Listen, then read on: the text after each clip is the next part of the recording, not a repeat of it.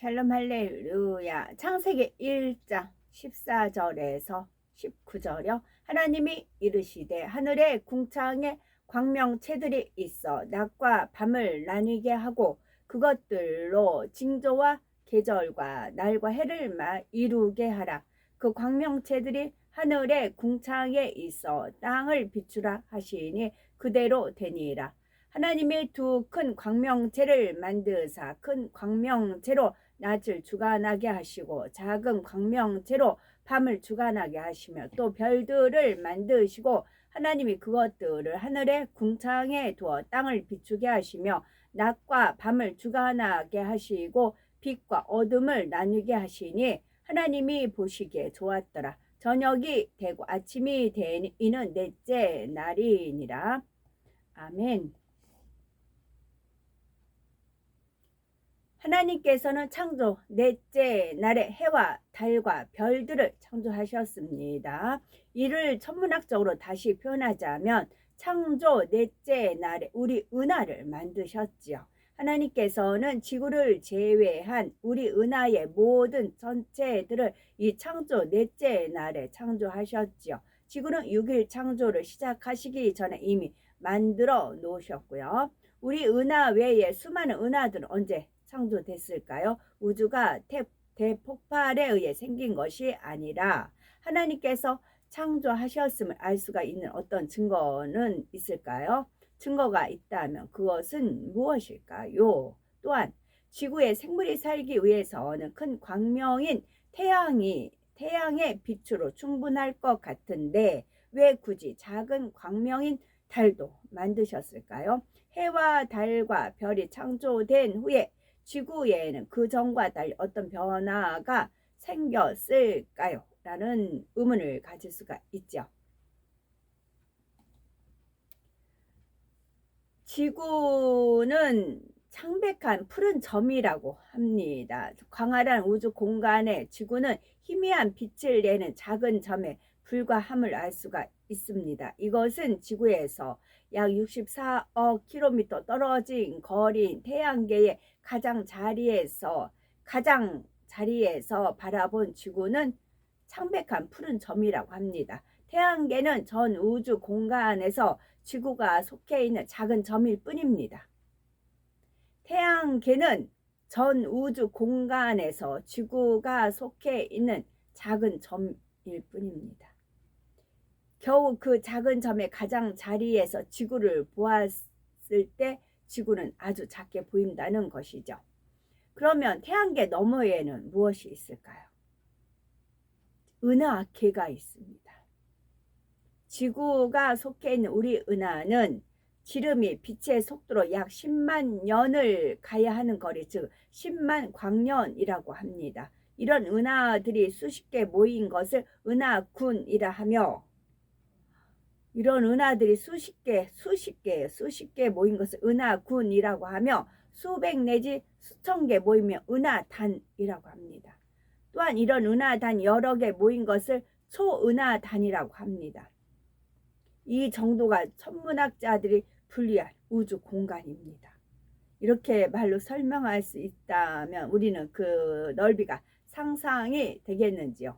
우리 은하만도 이쪽 끝에서 저쪽 끝으로 가려면 빛의 속도로 약 10만 년을 가야 하는 거리라는데 이 거리도 사실 상상이 잘 안 되죠. 하물며 은하군의 넓이, 은하단의 넓이는 상상하기가 더 어렵습니다. 은단이죠, 은단. 이게 먹으면 은단을 먹으면 화 하는 거 있잖아요.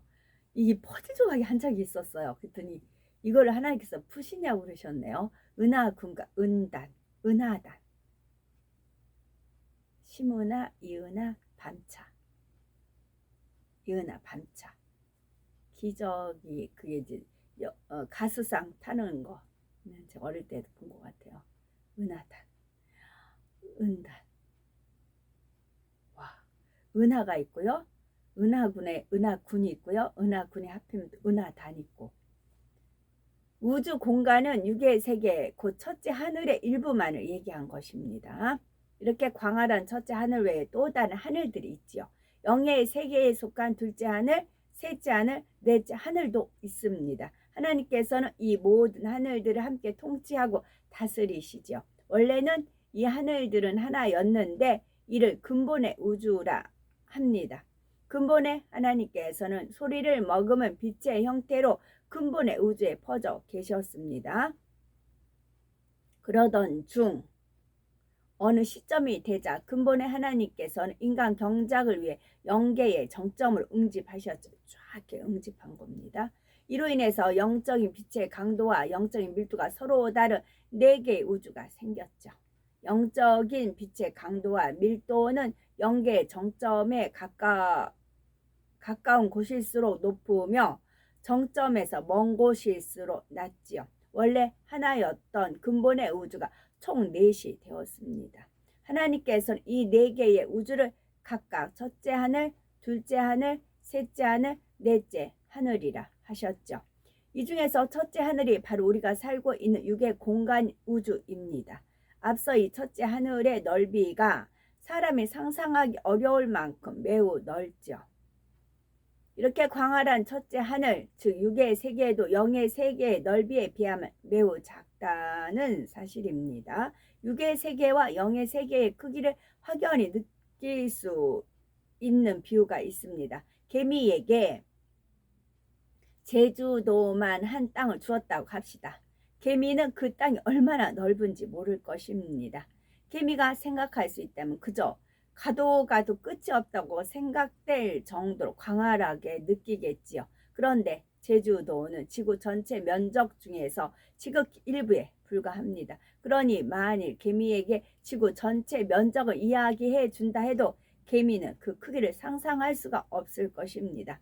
여기서 개미는 우리 사람을 비유할 수가 있겠죠. 또한 제주도는 육의 세계인 첫째 하늘이고요. 지구에서 제주도만큼만 육의 세계이며 나머지는 전부 영의 세계라 할 수가 있습니다. 따라서 영의 세계가 얼마나 광활한지 알 수가 있는 것이죠. 물론 육의 세계와 영의 세계의 크기 비율이 정확하게 제주도와 지구만큼은 아닙니다. 그 정도로 크기가 차이 남을 알기 쉽게 비유한 것이죠. 영의 세계에 비하면 매우 작은 육의 세계의 한 지점에 하나님께서는 인간 경작을 위해 먼저 지구를 창조하셨습니다. 그리고 창조 넷째 날이 되자 태양과 태양계의 다른 행성들과 위성들을 만드셨죠. 또한 우리 은하계의 별들도 만드셨습니다. 우리 은하계 밖에 있는 수많은 별들, 곧 다른 모든 천체들은 언제 만들어졌을까요? 정답은 태초 이전에 만들어졌다는 것입니다. 근본의 우주가 4개의 하늘로 나누기 전부터 근본의 우주에는 수많은 별들이 있었습니다. 텅 빈 드넓은 공간에 근본의 하나님 곧 소리를 머금 빛들만 있었던 것은 아니죠. 근본의 하나님께서는 태초 이전에 이미 수많은 별들을 만드셔서 근본의 우주 공간에 두셨습니다. 이런 상태의 근본이 우주가 4개의 하늘들로 나뉜 것입니다. 이때 첫째 하늘이 된 공간에 있던 별들이 바로 우리 은하 밖에 있는 모든 별들이죠. 따라서 둘째 하늘, 셋째 하늘, 넷째 하늘에도 이미 수많은 별들이 존재하고 있었습니다. 이처럼 첫째 하늘이 형성될 때부터 무수한 별들이 존재하고 있었는데 하나님께서는 이런 첫째 하늘의 어느 한 지점에 지구와 해와 달과 별들을 창조하신 것입니다. 과학자들의 주장처럼 대폭발 우주가 형성된 것이 아니죠. 과학자들이 대폭발을 주장하는 데에는 나름대로 근거가 있습니다. 과학기술이 발달하자 우주 공간이 정체된 것이 아니라 계속 팽창하고 있음을 알게 되었죠.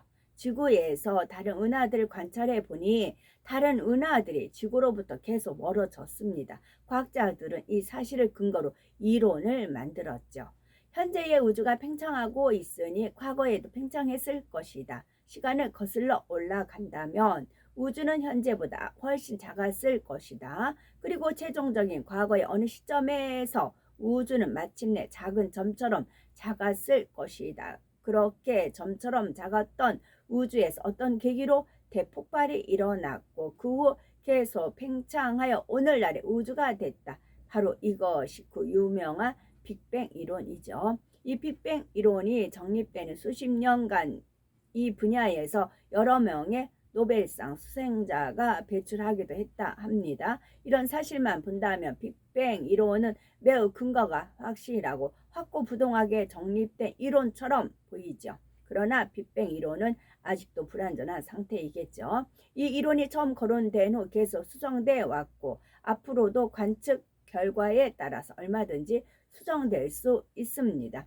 또한 아무리 과학기술이 발달한다 해도 결코 사람이 설명할 수 없는 분야가 있습니다. 그것은 빅뱅 이론이 대폭발 최초의 순간을 설명하지 못한다는 사실입니다. 빅뱅 이론은 최초의 대폭발로부터가 아니라 대폭발이 있은 후 어느 정도 지난 다음부터 설명이 시작되는 이론이라는 말이죠.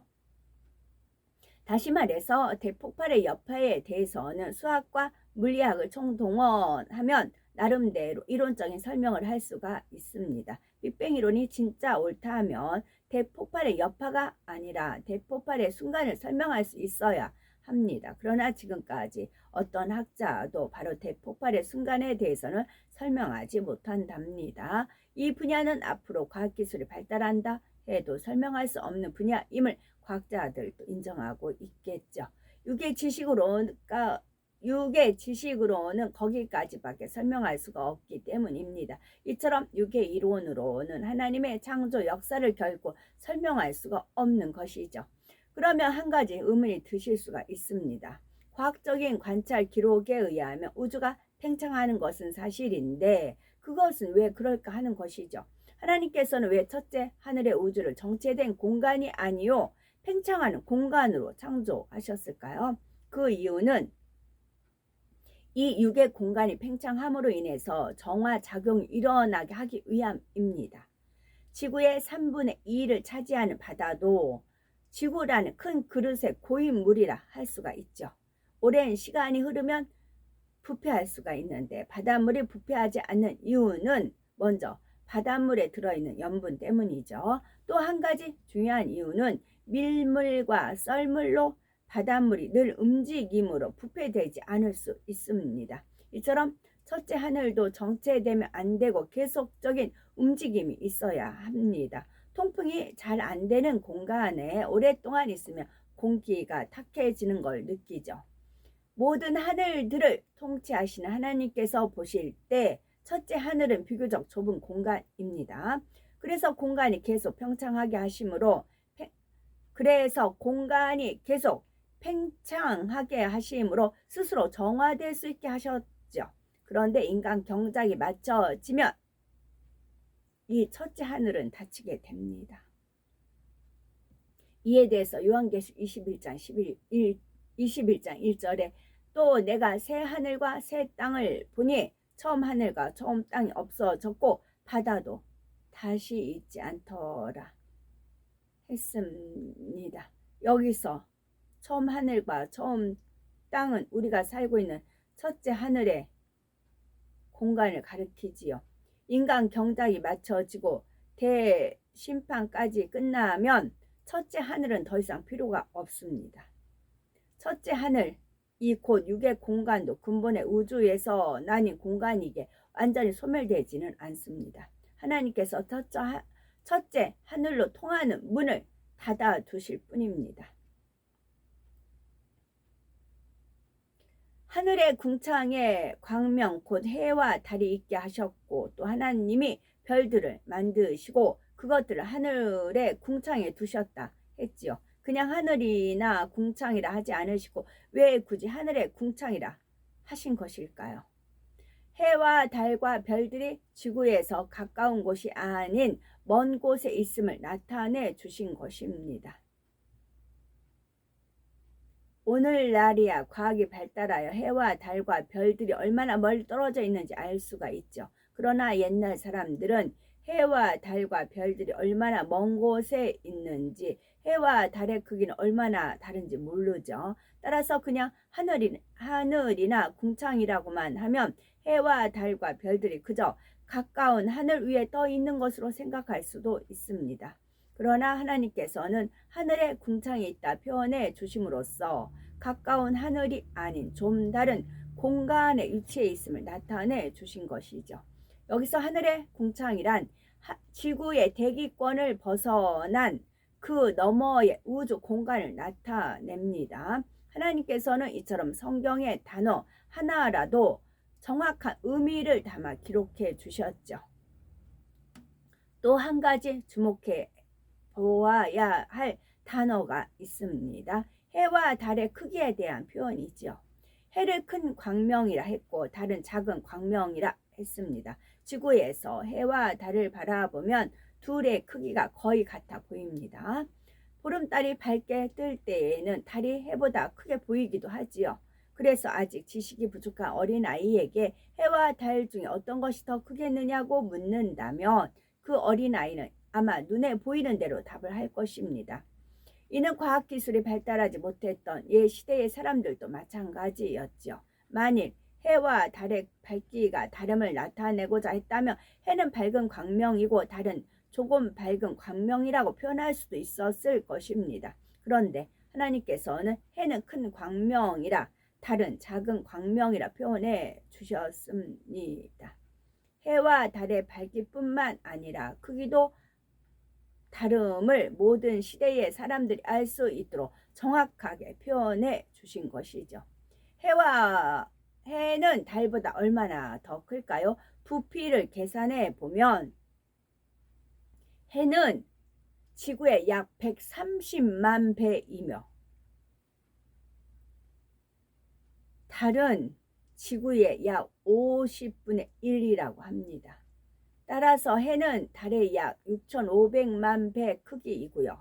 해와 달의 크기는 이처럼 차이가 나는데 해보다 달이 지구와 훨씬 가깝기 때문에 둘이 크기가 같아 보이는 것입니다.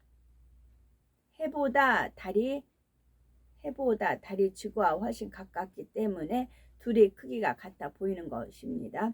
14절에 보니 하나님이 가라사대 하늘의 궁창에 광명이 있어 주야를 나누게 하라 말씀하셨습니다. 이 창조 넷째 날 해와 달을 만드심으로 주야 곧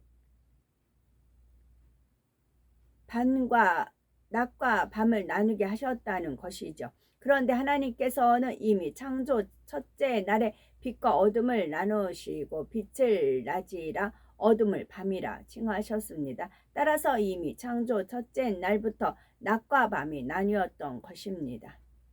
그런데 창조 넷째 날에 해와 달을 만드신 후 주야를 나누게 하라고 다시 말씀하신 이유는 무엇일까요? 창조 첫째 날에 빛이 있으라 하실 때에 하나님의 근본의 빛이 지구를 둘렀죠. 이렇게 빛이 지구를 두르는 낮 시간 동안 하나님께서는 창조의 역사를 베푸셨습니다. 그리고 낮 시간의 길이만큼 빛을 거두시고 그 시간은 어둠의 세력에게 내어주셨죠. 창조 첫째 날부터 셋째 날까지는 이렇게 하나님께서 근본의 빛으로 지구를 두르시는 시간이 낮이요 거두시는 시간이 밤이었습니다. 따라서 그 3일 동안은 지구가 자전하지 않고 가만히 서 있어도 낮과 밤이 바뀌었지요.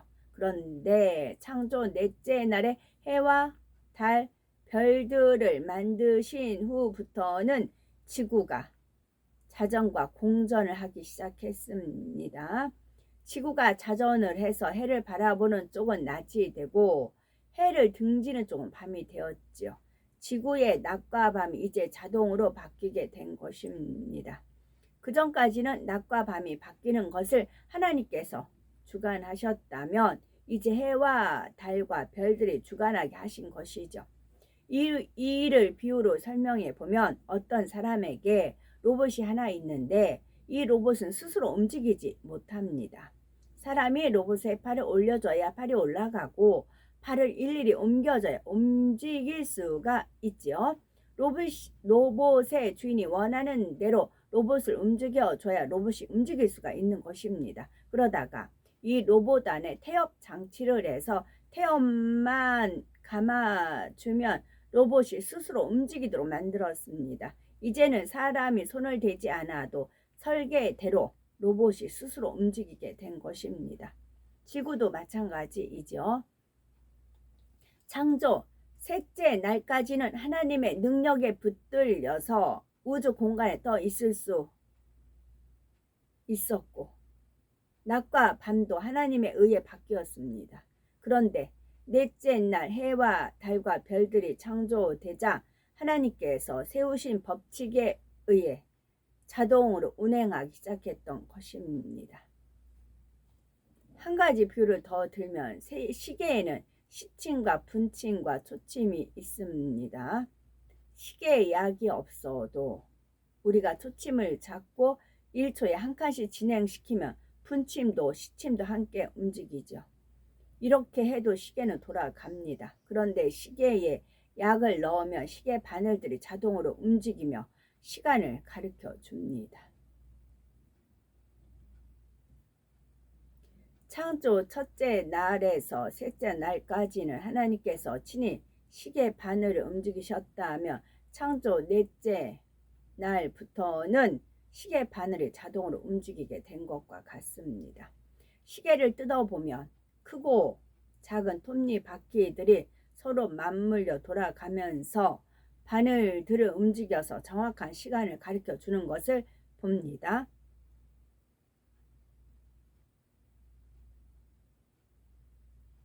이처럼 하나님께서는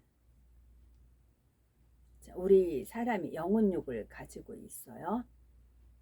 그 자유의지가 주어졌어요.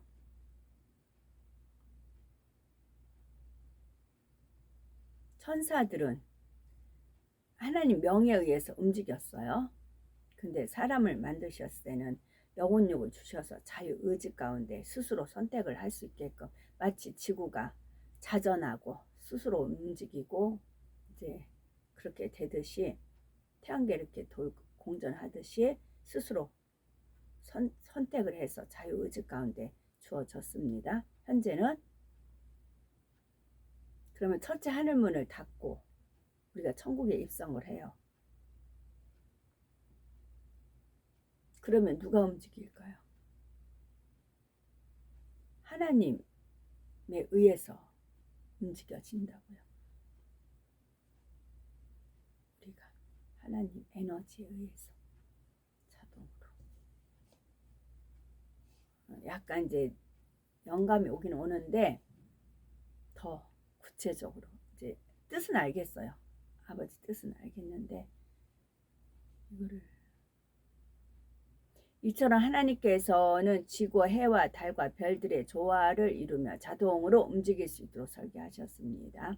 각각의 크기와 서로 간의 거리, 그리고 서로 밀고 당기는 힘의 세기 등의 모든 것을 고려해서 창조하셨죠. 해와 달의 크기가 지금보다 조금만 크거나 작아도 지구에는 생명체가 살 수 없습니다. 서로 간의 거리가 지금보다 조금만 더 멀거나 가까워도 마찬가지이고요. 대폭발의 여파로 해와 달과 별들이 우연히 그 크기가 됐고 그 위치에 있다는 말이 오히려 더 허무맹랑하게 느껴집니다. 고도의 지혜와 지식을 가진 창조주가 처음부터 그렇게 설계했고 만드셨다고 밖에 설명할 수 없는 증거들이 많이 있습니다. 해와 달과 별들에 담겨있는 하나님의 창조의 증거들이 있고요. 우리가 발을 딛고 살고 있는 지구는 첫째 하늘인 육의 우주 공간 가운데서 너무나도 작은 행성에 불과합니다. 바닷가의 무수한 모래알들 가운데서 모래 하나에 비할까 말까 할 정도입니다. 첫째 하늘 안에서만도 이런데 영의 세계 전체 크기에 비한다면 그 존재를 논할 수가 없을 것입니다. 하나님께서 창조하신 이 세계의 광대함을 안다면 중심에서 하나님을 경외하고 높이게 됩니다. 그러니까 우리 자신을, 말씀이 우리를 움직여야 돼요. 말씀이 하나님이시거든요. 현재는 이제 우리가 주 예수님을 영접하기 전에 우리 자유의지대로 마음대로 내가 하고 싶고 이제 그렇게 했잖아요. 뭐 욕심 부리고 싶은 거 하고 막. 근데 하나님 말씀이 주어지면서 이건 죄다 뭐다 하면서 이제 선으로 아까 여러 가지 읽어드렸죠. 온유함과 인내와 경건과 믿음과 사랑, 그렇게 그런 것을 영생을 취하라. 자유의지 속에서. 그러면 우리 자신을, 말씀이 우리를 이끌어 가야 돼요. 말씀이 말씀을 이끌어 가야 돼요. 우리가 이제는 말씀이 우리를 이끌어 가야 돼요. 그 말씀이 하나님이시고, 그렇게 이제 말씀을 어느 정도 인도함을 받느냐, 그게 30배, 60배, 100배, 30조, 60조, 100조 그렇게 되는 것이고요. 시편 8편 3절에서 4절 시편 기자는 주의 손가락으로 만드신 주의 하늘과 주의 베풀어 두신 달과 별들을 내가 보니 사람이 무엇이간데 주께서 저를 생각하시며 인자가 무엇이간데 주께서 저를 권고하시나이까라고 고백했지요. 진짜 주의 손가락으로 만드세요. 저 손인친 헤브라님이시죠? 지금 안 계시. 손만 이렇게 타카타카타 하세요. 손만. 그럼 다 움직여요. 제가 눈으로 옆에 봐요. 지나가면서 막 이래요. 이러세요. 그러니까 피아노 막 이렇게 치던 사람이 뭐 절대 음감이라 하면서 이제 이렇게 피아노 막 했어. 저 내 건데 그러셔요. 그럼 그 사람 피아노 못 쳐요. 진짜 그렇습니다. 하나님 거라고 주장을 하면, 그러니까 인정해드리는 게 차례. 야, 다 하나님 겁니다. 하나님 겁니다. 부스러기라도 줬사오니. 그게 지혜예요. 간사한 지혜가 아니고, 우리 아버지 하나님께서는 광대한 우주에서 티끌만한 지구에 사는 인생들을 늘 생각하며 다양한 방법으로 사랑의 권고를 하십니다. 그 광활한 우주의 무수한 천체들 가운데서 유독 지구를 주목하고 계시죠. 왜 그러실까요? 바로 아버지 하나님의 참 자녀들이 이 지구에서 나오고 있기 때문입니다. 인간 경작을 통해 아버지 하나님의 마음을 깊이 이해하며 중심에서 하나님을 경외하는 참 자녀들, 하나님과 진실한 사랑을 주고받으며 영원히 함께 살아갈 참 자녀들이 바로 이 땅에서 나오고 있지요. 하나님께서 펼치신 창조 역사를 통해 하나님의 깊은 사랑의 마음을 깊이 느끼는 우리가 되어야 되겠고요. 그래서 중심에서 하나님을 사랑하고 하나님의 사랑도 받아 누리는 우리가 되어야 되겠죠. 아멘.